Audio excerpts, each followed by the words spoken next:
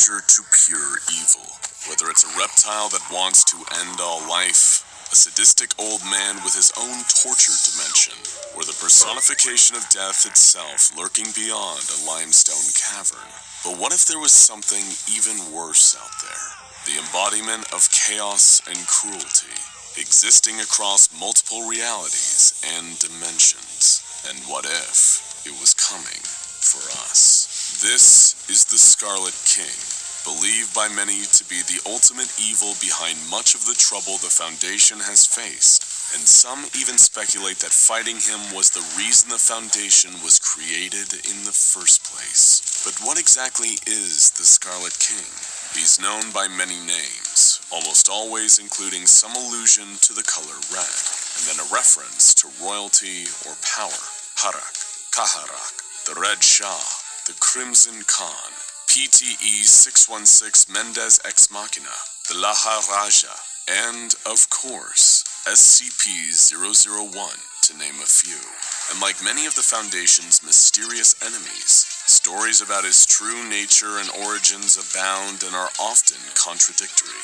According to the official SCP-001 files of Tufto's proposal, symbology of the Scarlet King has existed in multiple cultures throughout history, with the king often depicted the same way, as a huge red demonic figure, often wearing a gold crown or other headdress indicating royalty.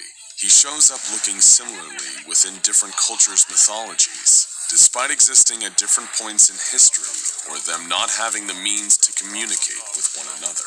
A number of entities that the SCP Foundation is familiar with are believed to be somehow connected to the Scarlet King, including SCP-2317, a wooden door leading to the realm of a being known as the Devourer, who is expected to escape and cause an apocalyptic event in the next 30 years. But really, there's no way of knowing just how many SCPs are directly connected to the Scarlet King. Strangely, the Foundation's official file on the Scarlet King once designated his containment class as Keter, but that has since been downgraded to Safe. According to the file, any attempt to change this designation is likely to lead to horrifying results. It is widely known that the Scarlet King still has considerable influence over a number of groups, individuals, and anomalies in our universe. And if ever he made his way into our universe, it would likely lead to the irreversible damage of reality itself. So then why Safe? And why are the O5 Council so adamant that it remain that way?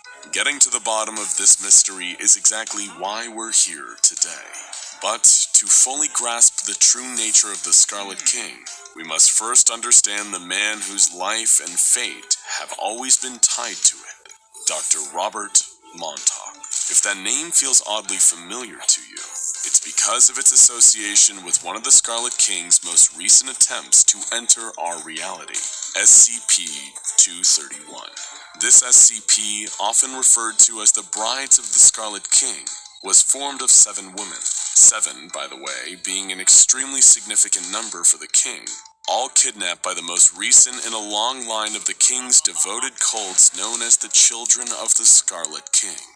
Each of these 7 unfortunate women were impregnated with anomalous horrors, such as the infamous SCP-682, and every time one of these horrors were birthed, a catastrophe occurred and the mother died. At the time, Dr. Montauk was a prominent